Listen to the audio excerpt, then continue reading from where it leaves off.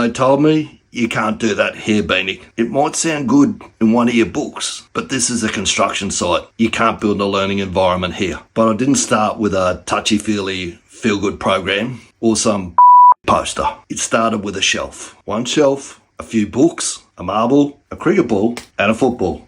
That's how you build a learning environment. Not with noise, but with signals. Signals that say, we improve here and we think here. We actually give a about getting better together. Human beings don't just need motivation. They need a purpose, autonomy, and a shot at mastery. When you build that into your environment, your team will grow and they will improve. And what happens next is they start to own the change with you. You want to build your culture? Start with a shelf. No schedule is worth the paper that it's printed on unless it gets to the people in the field or the paddock, as Benny would say. Building the work as a visual representation of collaborative planning amongst the entire team. I wish I could claim that as being my own, but I can't. It's my good mate, Jason Schroeder's, and he's absolutely nailed it there. I'm not going to go into a Gantt first TAKT rant today. Not the purpose of this one. Okay, all I will say is the TAKT plan makes it simple and easy for the people in the field to have a visual representation of the collaborative planning. A Gantt chart doesn't do that. Quite a few things a Gantt chart doesn't do. Beside the point, as I said to when I was doing a recent podcast with Jason, even if it's wrong, I'd rather people have the schedule up on the wall and speaking to it. At least we're talking about the issues that we're facing. We're all on the same page and we're heading in the same direction. That happened on the project that I was on a few years back. Okay, the schedulers were locked in on their Gantt charts. They knew it backwards. They were competent people in the wrong environment. Every project that I walk onto, I now see, has the exact same gap. The schedulers live somewhere else, and the planning, what is going on, or the war room, whatever supervisors, superintendents are talking about how they're going to execute in the field, the schedulers sit in isolation somewhere else, updating the schedule, which the supervisors and the superintendents say that thing's useless, I can't use it. So what's the truth? The truth is, it's not doing what Jason says it has to do. It's not what the paper is printed on, not because the schedulers are poor, because it's not getting to the people in the field or the guys running the people in the field as a visual representation of collaborative planning, not scheduling in isolation. Have a think about that. If you want another video on it, reach out. I'll send you something from, actually, I'll send you Sunday's video. You can go back and have a look and see if you run in a war room and you can't explain in depth why those visuals are so important, what they're doing, how they're mitigating the 12 causes of project failure. You're just going through the motions. That might be something that you don't want to hear. You might even think, I'm full of you know what. Sometimes I am, but not today. All right, let's do ORCA. I was going to do another little video for you today. No, didn't. All right, we're going to just kick straight into ORCA. Ready to go, Claude? Might not even get 15 minutes in today. Might smash this out in 10 and get ready for tomorrow. Have you run ORCA with your team yet? Hot dog? Yes, you have. Or not a hot dog? No, you haven't. Home day today, but it's travel day tomorrow.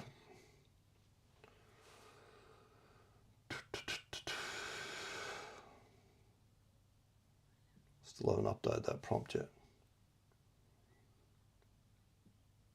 Got it, travel day, travel cat, Jack, Mike. Yeah, I'm going to head you off at the pass there. I've already decided that with what I've got on tomorrow, it's not viable for me to run live tomorrow. I would just be going through the motions to do it, just to tick a box. That's not what we're about. So I have already prepared a text and image-based post. I won't be going live tomorrow.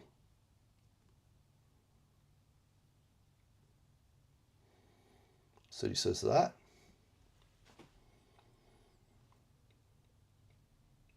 Could do it on my phone, but as I say, back earlier when I was doing that, it was just keep the streak alive to get in the habit. The habit's already set now. Good call. Flawless execution isn't about ticking boxes, it's about getting the mission done in the right format for the environment. Text and image post is locked in for tomorrow. Let's run today's debrief. Actually, the text and image post I ran a couple of days ago has been my highest performing post of the last couple of weeks. So be interested to see what it does tomorrow. Let's run today's debrief. Welcome back to another ORCA Live, April 28, 14.4 minutes, 1% of your day. If you don't understand why ORCA is imperative to the progress on your project, reach out and I'll send you a short video that breaks down the process. The reason why I said that, I do ORCA on ORCA, okay? So I follow a guy called TAKT. All of my content, the strategy, the framework behind it is built off what TAKT does. TAKT is a coach and he teaches coaches how to build coaching businesses. Funnily enough, a construction site, guess what? When you do what I do, is a coaching business. It runs the exact same way. And he talked about, there's a video he put up the other day about when you decide to go pro. What happens to your content? What happens to your reach? And he says you can basically pick the date on your, what would you call them? Your charts, your dashboards, your metrics, visual metrics. You can see when you decide to go pro. Yesterday I decided to go pro, so what I did is I gave Claude the links back to my YouTube channel. I said, go and pull the transcripts and tell me there's a video there from TAKT. Go and have a look at that. Pretend you're TAKT more. Where he says, this is the things that you need to do with your content to go pro. Go back and do an assessment of my last week and tell me where I'm going well and where I'm not. One of the things that he told me where I'm not going very well was tying back to my own stories and speaking to other people's content so much. So working on that. Working on fixing it. It's time to go pro.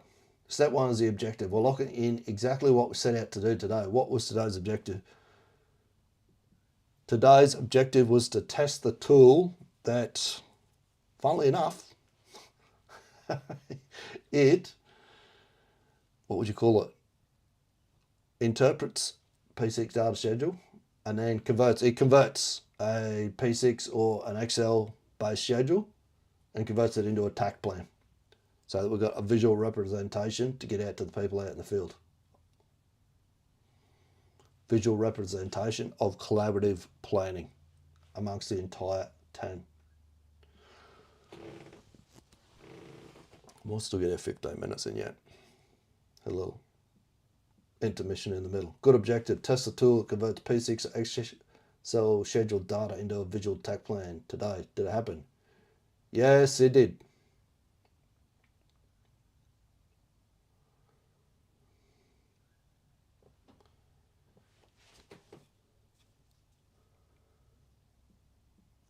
What was the result? First version was a little rough, wasn't great. Tweaked it up, went and found a video where someone had said how they did it, transcribed their video, pushed that into the prompt, got a much improved output. We still need to tweak it, but there's some work I need to do when I get to site. So the process is there, right? We know that it works. It's a matter of improving that process now to get an even better result. But it's close. It's probably 80% of the way there. It's just final touches now.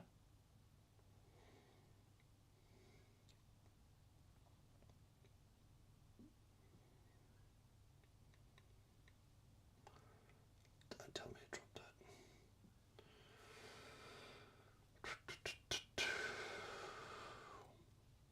Good, 80% there, process proven, output improving, final touches needed on site with real data. Is there a gap between 80% or are we debriefing a win? Well, the gap is we've still got the last 20% to go. But we've proven the process. We know that we can do it. It's just a matter of now using POGI, process of ongoing improvement, to get it up to the standard that we need it at.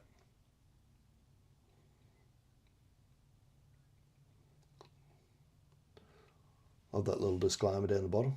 Claude is an AI, can make mistakes, because no humans make any mistakes. There's your root cause of the gap. First version built without a reference example. Once a real-world video transcript was fed into the prompt, the output jumped significantly. Tool needed better input to produce better output. 100%. Claude is an AI, can make mistakes. Please double check your responses. Maybe we should stamp that on everyone's forehead on site. Humans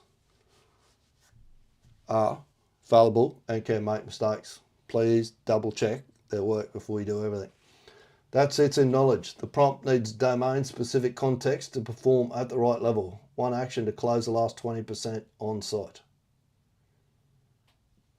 Won't be one action. It will be iterative testing and improving the process.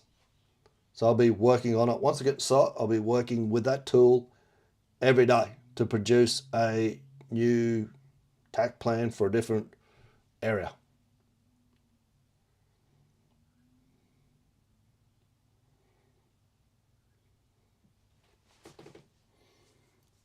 He'll probably like that. I'll put that as that's the thing, Benny. Perfect. Benny runs iterative daily testing of the TAKT plan tool on site, one area at a time, until it's a standard. That's the action. What is the objective for tomorrow?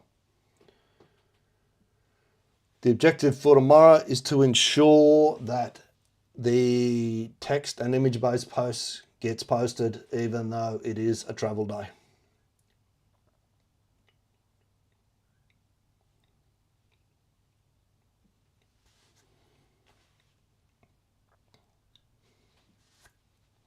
Perfect. Objective for tomorrow. Text and image-based post goes up. Travel day. No live. Mission still complete. 28 days, 4 weeks of ORCA. Today, a tool went from rough to 80% one session by feeding it the right context. That's the 2-second lean principle again. It most certainly is, or POGI. Dr. Eli Goldratt used to call it process of ongoing improvement. Stop, find what works, or the catalyst loop. See the signal? The signal is the schedule's not worth the paper that it's written on unless it gets to the people out in the field to visually show their collaborative planning. That's the signal. They haven't got that, stop, and we improve it, which is exactly what we did today. Travel tomorrow, post is prepped, mission will get done. See you when you're back. All right, take that, use it, make it a great week. If you want to, no, you can't have a look at that tool, not yet. If you want to get first access to it, first place I will show it will be inside school, school.com/Scrum. Take it, use it, make it a great week, and we'll speak soon. There are 4 metrics that we're going to measure, which are going to give us a health check on our project. Project manager should be able to go to this and look at it. This is the thinking behind the way that I built this, is 1% of a 24-hour day is 14.4 minutes. So if we eliminate all of the waste, you'll need to come back to this screen back here. We eliminate all of the waste, the 90% of waste that is in his day or is in the process of trying to mitigate the 12 causes of project failure and drive the 9 rules of project flow, we get rid of a lot of that. He should be able to, in 14.4 minutes a day, he can go to, back to here, look at his Trello board, look at his TAKT plan, review the metrics for full kit, engagement, handoffs and constraints, and have an exceptional idea exactly where his project fits and where it's tracking on those things within 15 minutes, 1% of the day, of a 24-hour day. 14.4 minutes, he should be across everything.